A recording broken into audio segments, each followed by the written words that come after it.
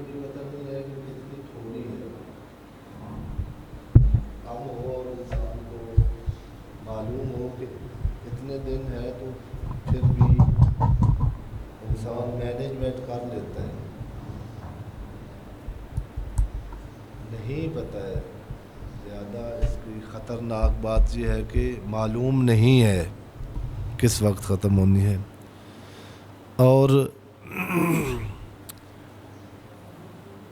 عرفاء فرماتے ہیں کہ جو کام کرنا ہے وہ کئی 100 سالوں کا کام ہے جو درکار ہے اور پتہ ایک لمحے کبھی نہیں ہے. ذات واجب ہمیں اپنی مدد میں اس طرح شامل حال کرے کہ وہ اگر کرے تو کر سکتا ہے کہ ہم جتنا وقت ہمارے پاس ہے اس سے پہلے وہ کچھ کر لیں کہ جب ابدی حسرت کا وقت شروع ہو تو وہ نہ ختم ہونے والی حسرت، وہ نہ جس کا جبران ہو سکتا ہے وہ نقصان، ذات واجب اس سے ہمیں اپنی حفظ و سلامتی میں محفوظ فرمائے. یہ خطبہ اصل تو عرض کیا تھا کہ جو بزرگان اور برادران جن کے گھروں میں نہج البلاغہ نہیں ہے کوشش کریں کہ آج کل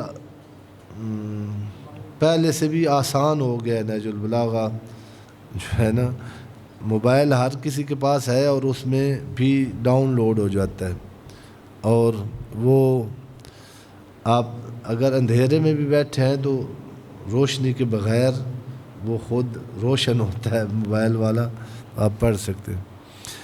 اس کو نہ کہیں رکھیں اپنی زندگی میں، نہج البلاغہ کو ایک تھوڑا سا کوشش کر کے وقت نکال کے. یہ اگر میں اپنی بات کر رہا ہوں، سوچتے رہیں گے نا کہ ابھی یہ کام ہو جائے اور پھر انشاءاللہ نہج البلاغہ کے لیے وقت نکالیں گے، وہ وقت نہیں آنے والا. صحیفہ سجادیہ رکھیں. ہماری زندگی بہت تکلیفوں میں ہو گئی ہے. اس کو پتہ نہیں، آپ سب سے شخصی تو میرا تعلق اتنا نہیں ہے، لیکن میں ایز اے طالب علم جو تھوڑا سا لوگوں سے ملاقات بھی ہے اور بہت دکھ ہو گئے ہیں زندگیوں میں. بارہا عرض کیا ہے کہ جب سہولتیں کم تھیں نا، زندگی کی ظاہری سہولتیں کم تھیں، اس وقت اتنے دکھ نہیں تھے. یقین کریں بعض اوقات لاکھوں کمانے والے ہیں، ہماری اصطلاح میں کروڑ پتی ہیں، ان سے ملاقات ہوتی ہے اور جب وہ تھوڑا سا اپنا ایک شمع دکھوں کا کھولتے ہیں تو کئی دن ایسے نا لقمہ منہ سے چھوٹ جاتا ہے، بھئی لوگ کیسے زندگی بسر کر رہے ہیں. یہاں مذل اقدام بھی ہے. جب آدمی ناقابل برداشت دکھ آتا ہے نا زندگی کا، یہ ہے معمول، یہ اس کو نہ سمجھے کوئی غیر معمولی چیز ہے. اس دنیا میں رہتے ہوئے دکھ آنا معمول ہے، لیکن جب ہم تیار نہیں نہ ہوتے تو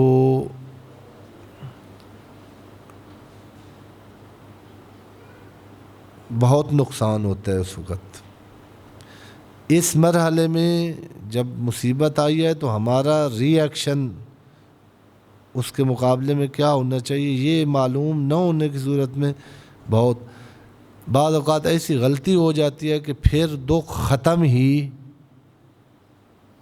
نہیں ہوتا.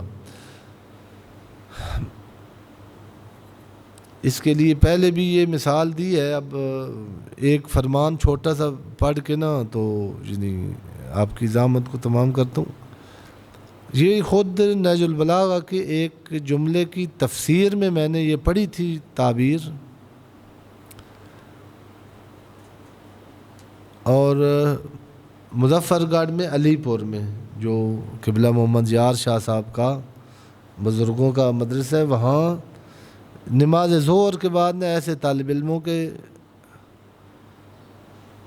ساتھ چند منٹ نہج البلاغہ کے عنوان سے ہی بیٹھتے تھے، یعنی چھوٹا سا درس ہوتا تھا، تو وہی جملہ اس کی تشریح کرنی تھی، اور پریکٹیکل بہت حوزے میں کم ہوتا ہے، یعنی یہ نقص ہے۔ ایک بہت ساری خوبیاں ہیں حوزے کی، جو ہمارے یونیورسٹی کا سسٹم ہے نا اور حوزے کا، دونوں میں بڑی کمیاں ہیں۔ اس میں جو خوبی ہے اس میں استاد مخلص ہوتا ہے، شاگرد سازی کرتا ہے، پڑھانے کا حق ادا کرتا ہے۔ پھر سٹوڈنٹ ہمارا ایک لازمی جو یونیورسٹی میں نہیں ہوتا، جب پڑھتے ہیں ہم، ابھی آپ دار سے اٹھیں گے نا تو دنیا کے پریشانیاں اتنی ہیں کہ گیٹ سے باہر نکلتے ہوئے اگر آپ سے کوئی پوچھے کہ کیا پڑھا ہے، تو پڑھنا اس لیے نہیں پڑھنا ہوتا ہے کہ اس کو صحیح سمجھ کے ہضم کر کے اس کے مطابق اگلا قدم اٹھائے بندہ۔ نہج البلاغہ اور قرآن مجید اس لیے ہوتا ہے، جب ہم قرآن مجید پڑھ رہے ہیں یا نہج البلاغہ تو اس وقت حاضر ہی نہیں ہے، یا حاضر تھے اس وقت کان میں آیا تھا چند سیکنڈ کے لیے اور دوسرے منٹ میں یاد ہی نہیں ہے کیا ہے، تو پھر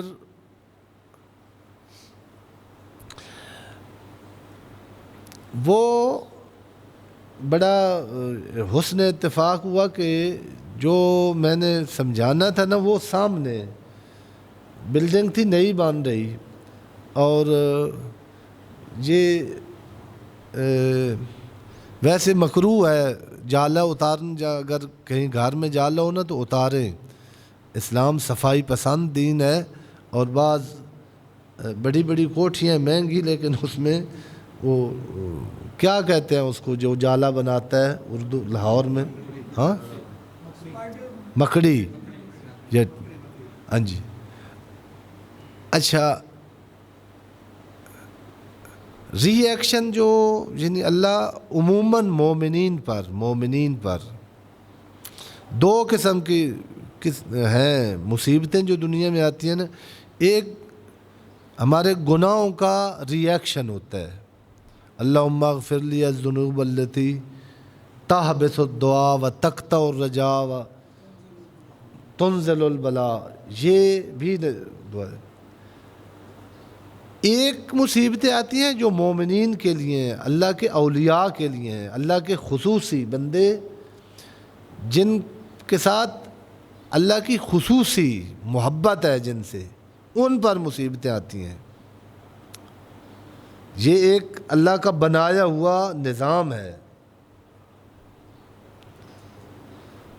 یہ بس علمی طور پر کرنی تھوڑی یعنی حساس بھی ہے، اس کو اگر ذہن بن گیا درسوں والا تو انشاءاللہ کریں گے کہ یعنی تقدیر میں اللہ نے رکھا ہوا ہے کہ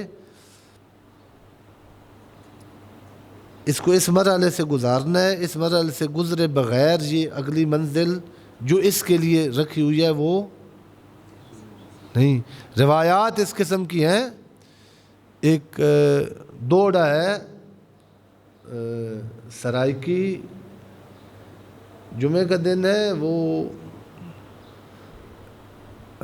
یہ سرائکی میں مصائب خان زیادہ ہوتے ہیں، ذاکرین اور شعراء، تو اس نے وہ بچپن میں سنا تھا، اور پھر یہ روایات ہیں ایسی کہ باقاعدہ یعنی پیغمبر اعظم صلی اللہ علیہ وآلہ وسلم یہ دنیا میں آنے سے پہلے ہی بی بی کے بارے میں ہے، ان کی زیارت جب پڑھتے ہیں السلام علیکم یا ممتحنتو، جس کا امتحان ہوا،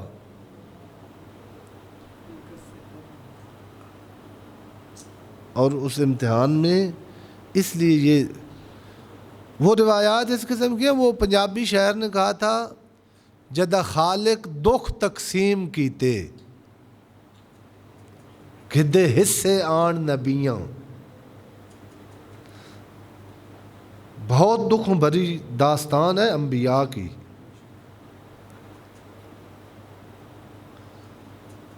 خاتم الانبیاء افضل الانبیاء کا درجہ امام انبیاء کیوں ہے؟ وہ عجیب پتہ نہیں وہ پڑھتے تھے وہ روایات، فادہ یہ پیسے لے کے پڑھنے والے نہیں تھے. جدہ خالق دکھ تقسیم کیتے کدے حصے آن نبیاں. آیا قید دا نا جدہ پرچے تے کل ہستیاں چپ کر گئیاں.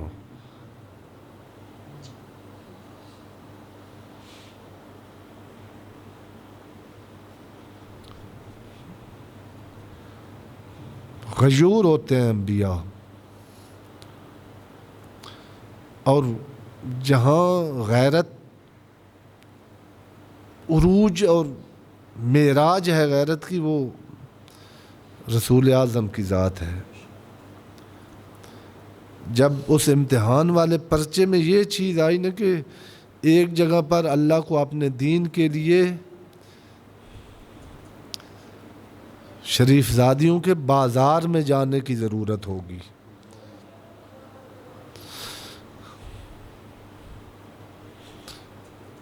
خاموشی چھا گئی. یہ اس قسم کی روایات ہیں. وہ انبیاء جو لے رہے تھے نا کہ دے دے اگر تیرا دین اس سے بچتا ہے. ابراہیم نے لیا تھا اسماعیل کا، اور اسماعیل کی ماں کا جنگل میں، لیکن یہاں اس نے اس کا تخیل ہے یہ کہ ابراہیم خاموش ہو گئے.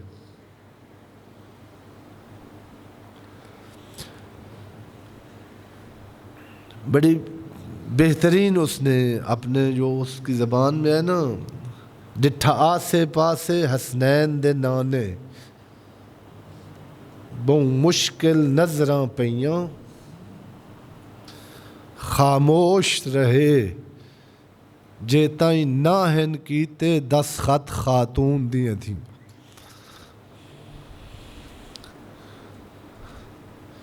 یہاں پتہ چلتا ہے کہ علی کون ہے اور علی کے لیے دعا کیوں نبی مانگتے تھے، اور علی کا احسان کیا ہے انسانیت پر. ایک تاریخ ہے، ایک اللہ کی تقدیر ہے. جو انسانیت کے لیے اپنے حصے میں علی نے لیا ہے، وہ کسی میں یہ عرض کر رہا تھا کہ جو ہے نا صحیفہ سجادیہ اس لیے اپنے گھروں میں مومنین رکھے کہ درد جب اندر آتا ہے نا تو وہ اندر رہ جائے تو نہیں ہے، اس کو کوئی راہ ملنی چاہیے، اس کو کوئی جہت ملنی چاہیے، اس کو کوئی آواز ملنی چاہیے، اس کو کوئی صحیفہ سجادیہ آپ کی جو ہر روز ہم مصیبتوں در مصیبت میں گرے ہوئے ہیں. تو یہ آپ دیکھیں گے انشاءاللہ کہ صحیفہ سجادیہ اگر اپنی زندگی کی روٹین میں لے آئیں تو آپ کو لگے گا کہ جیسا کہ اس صحیفہ کے جو خالق ہے یا اس صحیفہ کا انشاء کرنے والا وہ تو میرا سارا کچھ جانتا تھا جیسے. اور جیسے گھرے ہوئے بیٹے کو شفیق والد کہتا ہے نا کہ اب اس طرح نکل، اپنی نادانی میں اس کی وجہ سے اگر گرفتار ہو گیا تو ادھر قدم اٹھا، ذہن کو ایسے کر، یہ باور رکھ. صحیفہ سجادیہ یہ ہے، اس کو اپنی جو ہے روٹین کی زندگی کا حصہ بنائیں. دوسری کتاب اور جس کو میں نے پہلے نمبر پر ذکر کرنا تھا وہ قرآن مجید ہے. قرآن مجید بے شک کم پڑھیں،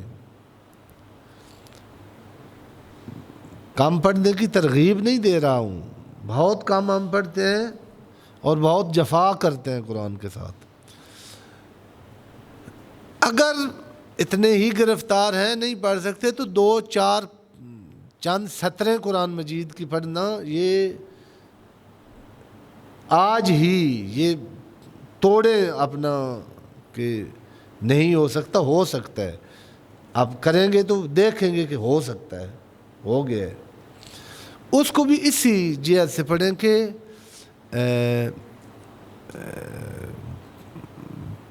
وہ ہمارے حالات جانتا ہے یا نہیں ہے. اس میں اس کی وہ جو تقدس والا ذہن ہے نا، تقدس والا، وہ بہت ساری یہ شہید مطہری کے جملے ہیں کہ تقدس معابی جو ہندوستانی ہے نا، جو بت کی احترام ہے، بت کا، اسی بت والا احترام لے کر جب ہم قرآن اور اہل بیت کی خدمت میں آتے ہیں تو محروم رہتے ہیں.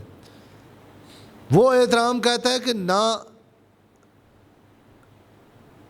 ان کو چومنا ہے بس، اور اللہ کہتا ہے اور قرآن کہتا ہے نہیں، ان سے بولنا ہے، آپ نے ان کو بلوانا ہے. جناب امیر فرماتے ہیں قرآن میرے ساتھ گفتگو کرتا ہے. فَاسْتَنْتِقُوهُ، اس کو نطق میں لے آؤ، یہ بولے گا. آپ ٹائم نہیں نا آپ کے پاس ہوتا، وہ ادھر روتا رہتا ہے. جس طرح وہ مائیں دے دیتی ہیں بچوں کو، عرب میں دیتی تھی، یہاں بھی لاہور میں بھی دیتی ہوں گی. آپ جاب پہ جانا ہوتا ہے ماں نے، اور بچے کو دے جاتی ہے اس کو جو اس کی ماں نہیں ہوتی. اور بچے کو بچپنے میں ماں کی بڑی ضرورت ہوتی ہے، صرف دودھ ہی نہیں پینا ہوتا. اس کے جب وہ سینے سے لگاتی ہے نا تو اس کی تمام مرضوں کا حل علاج اس ماں کی چھاتی کے ساتھ لگنے میں ہوتا ہے. وہ جب اس سے دور ہوتا ہے تو روتا ہے. فیڈ بعض اوقات کی ہوئی ہوتی ہے اس نے،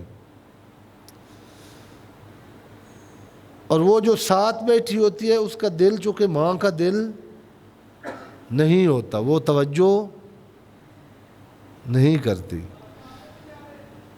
قرآن مجید اسی طرح ہم نے ہمارے گھروں میں پڑا ہوا رو رہا ہے، چیخیں مار رہا ہے، ہم نہیں سنتے.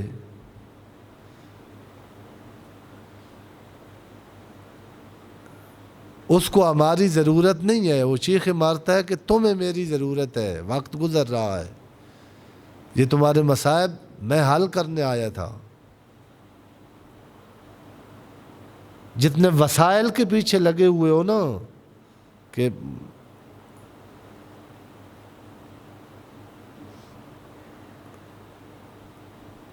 میری خدمت میں آؤ، میں آپ کو بتاؤں گا کہ کس وسیلے کے پیچھے جاننا ہے، کون سا سراب ہے. آپ پیچھے دوڑتے دوڑتے مر جاؤ گے لیکن وہ ملنے والا نہیں ہے.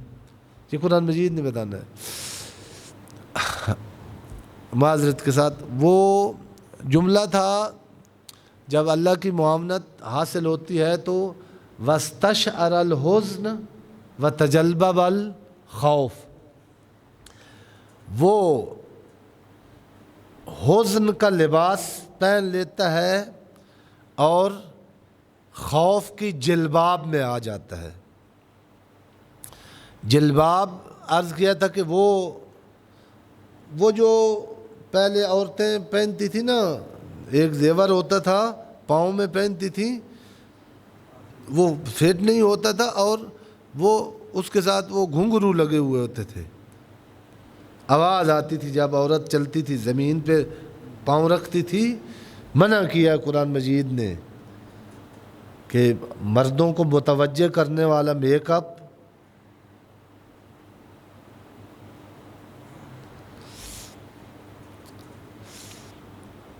عشرہ انشاءاللہ شروع ہو رہا، 3 عشرے مطلب ہونے ہیں، اور اس میں دعا کریں کوئی ایسا بندہ ہے جو بتائے کہ مجلس پر میک اپ کر کے آنا حرام ہے. چونکہ مجلس میں جب عورت جا رہی ہوتی ہے تو اپنے شوہر کے حجرے میں نہیں جا رہی ہوتی، بلکہ راستہ طے کرنا ہوتا ہے، گیٹ سے گزرنا ہوتا ہے، اور وہاں نامحرم ہوتے ہیں، وہاں چادر کر کے پردہ کر کے آنا ہوتا ہے. بعض اوقات مقابلہ کرنا ہوتا ہے کہ کس کی وہ میک اپ زیادہ مہنگا تھا، وہ دکھانے مجلس میں نہیں آنا ہوتا، مجلس میں یعنی باہر نکلتے ہوئے میک اپ کرنا حرام ہے۔ یہ فتویٰ آپ نے کم سنا ہوگا، اس لیے کہ میک اپ صرف شوہر کے لیے کرنا ہے، اور جب باہر نکلنا ہوتا ہے تو آدمی شوہر کے لیے، عورت ہماری نہیں جا رہی ہوتی، کوئی مجبوری ہوتی ہے، بازار جانا ہے، آفس جانا ہے، کہیں جانا ہے، شوہر کے لیے میک اپ کرنا ثواب ہے، عظیم ثواب، اور شوہر کے علاوہ حرام ہے۔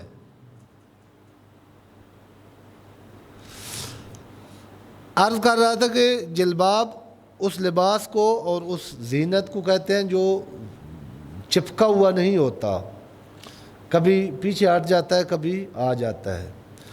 جناب امیر بتانا چاہتے ہیں کہ جو آپ کی صفات، اب آپ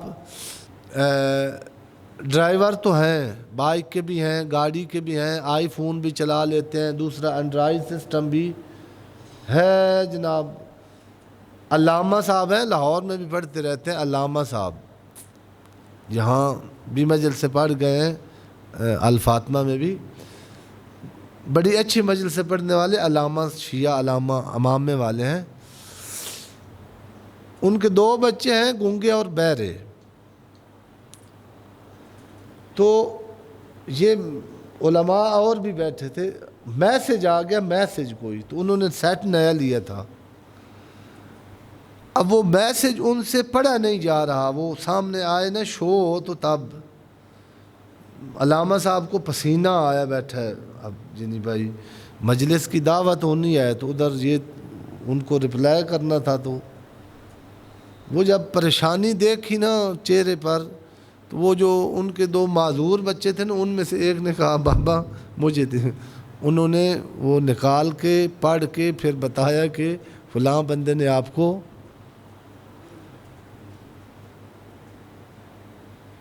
جو گنگا بہرا ہوتا تھا اس کو بیکار بچہ سمجھا جاتا تھا، ابھی بھی جن سمجھا جاتا ہے معاشرے کے، اس کو بھی فون کا اتنا پتہ ہے،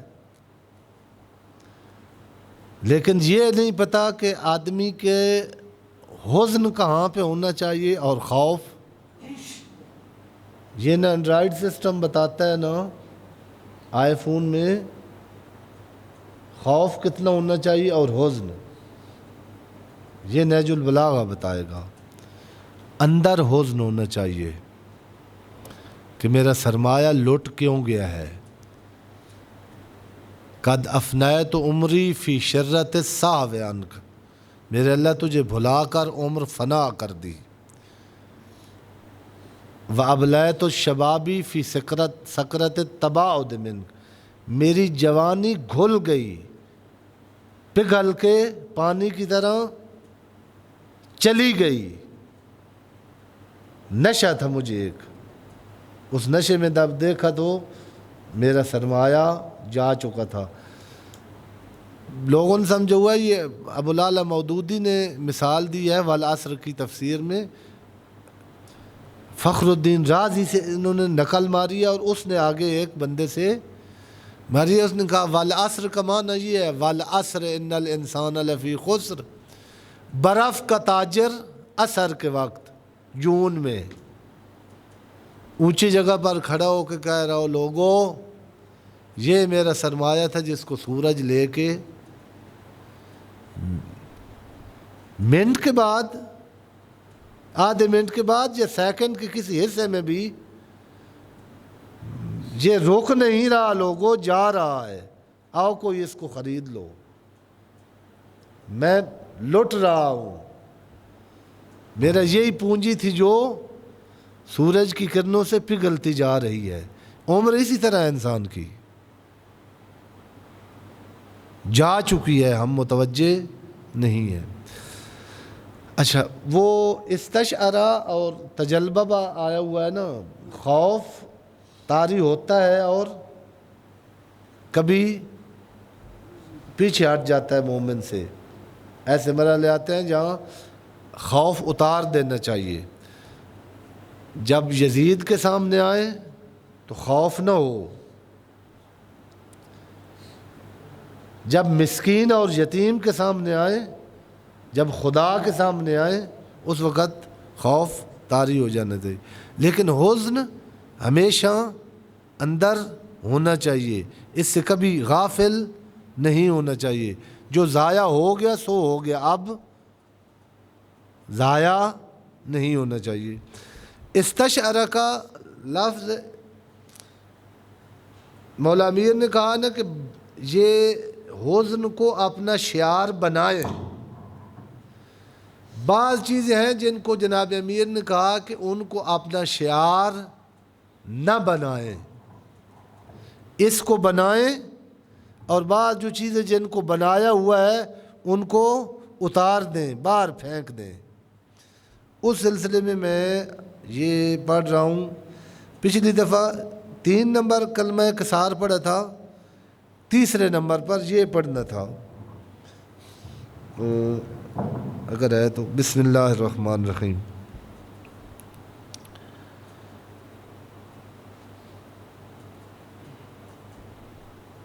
ایک دفعہ پھر صلوات پڑھیں محمد علیہ وسلم۔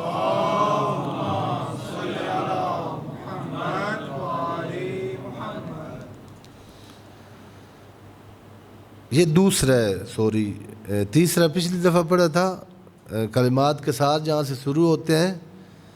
پہلا ہے کون فی الفتنۃ کابن اللبون، فتنہ میں اس اونٹ کے بچے کی طرح بن جاؤ جو نہ سواری کے قابل ہے اور نہ دودھ دے سکتا ہے۔ دوسرے نمبر پر ہے ازرا بنفسہ من استشعر طمعا،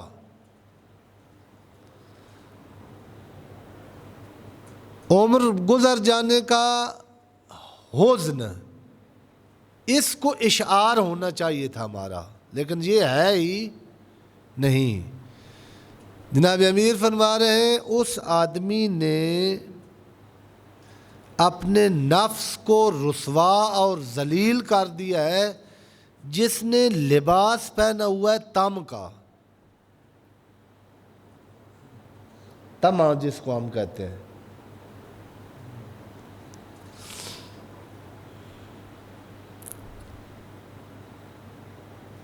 جو چیز دیکھتا ہے نا غیر کے ہاتھ میں، اس کی رال ٹپک آتی ہے۔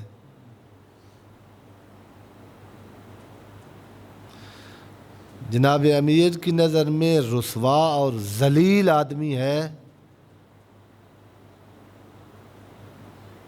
جس نے اپنے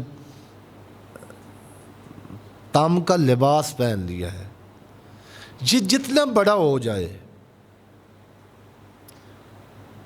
اس کے پاس پوری دنیا آ جائے، یہ ذلت سے باہر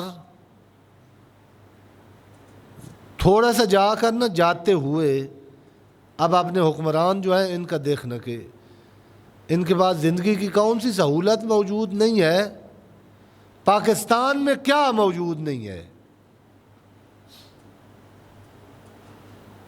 اور کتنے ذلیل ہیں یہ اس لیے کہ انہوں نے بچپن میں ان کو ماں نے نہج البلاغہ پڑھایا ہوتا نا کہ ازرا بنفسہ من استشعر الطم،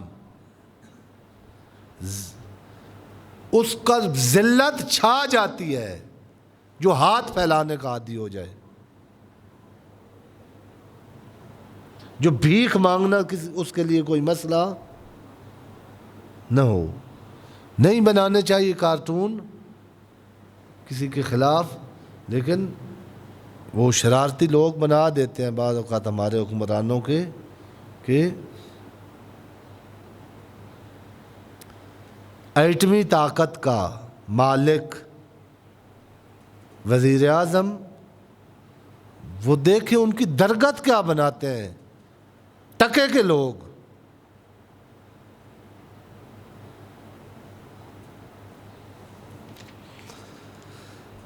ازرا بنفسی من استشعر الطم، خوب آپ کہیں گے کہ مولانا تسی تو مولوی ہوئے، زندگی کس طرح؟ جناب امیر نے کہا ہے کہ جو چیز نہیں نہ ملنے والی، آپ کے پاس بہت ساری چیزیں ہیں، اللہ نے ذمہ لیا ہوا ہے مومن کے ساتھ کہ جو اس کی ضروریات ہیں وہ پوری ہونی ہے۔ پیغمبر اور علی جیسے اللہ کے پیارے بندے راتوں کو بھوکا سوئے ہیں۔ آپ پوچھ لیں مومنین سے، کوئی مومن رات کو بھوکا آج تک نہیں سویا۔ کیا ہو گیا؟ پھر کیوں بھیک مانگتے ہیں؟ پھر کیوں اپنے نقص اور عیب اور اپنی میری بیوی کو یوں ہو گیا میرا؟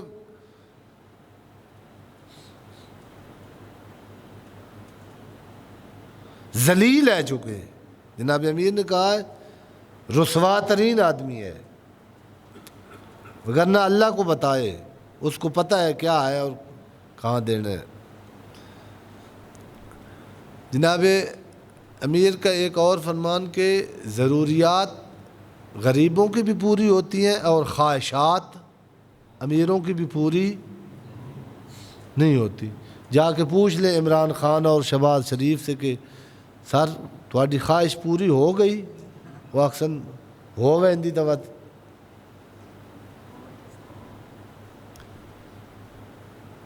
اور ابو ذر سے جا کر پوچھیں جس کو وطن بدر کر دیا گیا ہے، مسافر ہے، غریب، مسافرت میں مرنے والا، بے بسی اور بے کسی کی حالت میں، وہ ابو ذر ایسے نکلا ہے اور پیچھے سے حاکم نے بندہ بھیجا ہے کہ اب اس کی کمزوری کا وقت ہے، اب اس سے کمزور جملہ نکلنے کی توقع ہے اس کے منہ سے، جا کے کہو حکومت نے تمہاری امداد کی ہے۔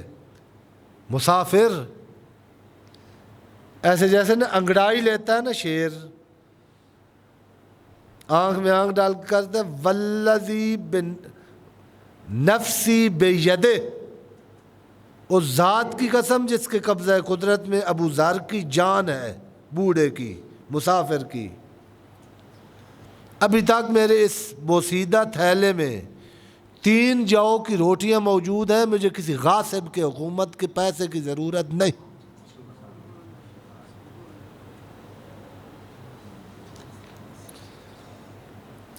جناب امیر کہتے ہیں نفسیاتی جملہ ہے کہ جو تجھے نہیں ملنا تو اس کو کہے مجھے تو نہیں چاہیے۔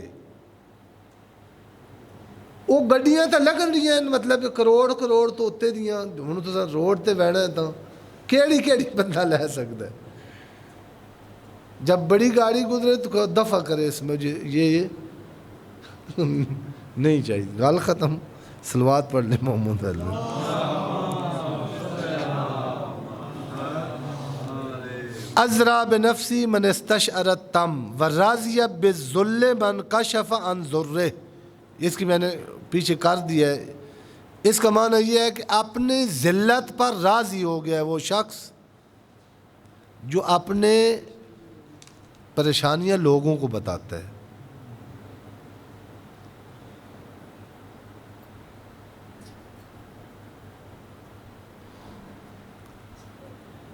جناب امیر جب حاکم تھے نا تو رات کو جا کے نا نخلستان میں اچا روندے سن۔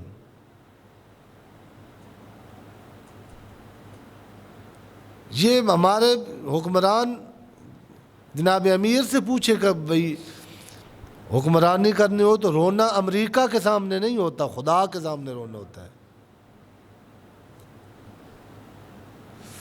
وہانت علیہ نفسہ من امر علیہ لسانہ،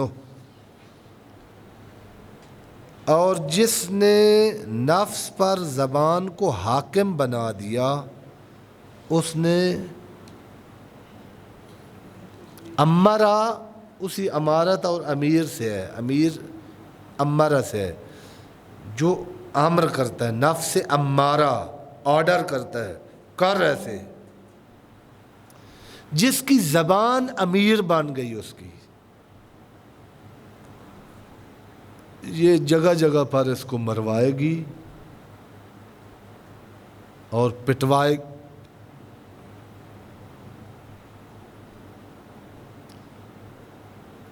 تین چیزیں جناب امیر نے فرمائی ہیں۔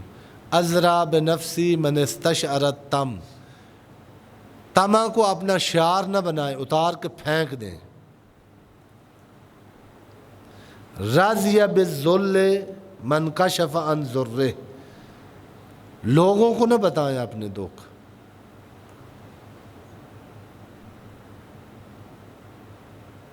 کشاف القرب یا کاشف الضر والقرب العظام عن ایوب علیہ السلام۔ یہ رمضان میں اللہ نے سکھایا کہ اگر تکلیف ہے نا تو امام جعفر صادق علیہ السلام نے فرمایا کہ یہ تسبیح ہے، یہ پڑھا کریں۔ بڑی پیر بھی بتاتے ہیں، پیر جو پڑھے لکھے پیر ہیں، جو قرآن شناس اور دین شناس پیر ہیں، سبحانک لا الہ الا انت، لا الہ الا انت سبحانک انی کنت، یہ قرآن مجید کا وَظَنُّونَ إِذ ذَهَبَ مُغَاضِبًا فَظَنَّ أَن لَّن نَّقْدِرَ عَلَيْهِ، جب مچھلی کے شکم میں چلا گیا تھا۔ کون گئے تھے بلا؟ حضرت نوح۔ فَنَادَى فِي الظُّلُمَاتِ أَن لَّا إِلَٰهَ أَنتَ سُبْحَانَكَ إِنِّي، یہاں اگلے جملے پر امام نے تفسیر کیا ہے فَاسْتَجَبْنَا لَهُ وَنَجَّيْنَاهُ مِنَ الْغَمِّ، ہم نے وہاں سے سن کے غم سے چھٹکارا دیا۔ وَكَذَلِكَ نُنْجِي الْمُؤْمِنِينَ، اگر کوئی مومن، ہم تو مچھلی کے پیٹ میں نہیں ہیں، صرف آلو ختم ہوئے پین،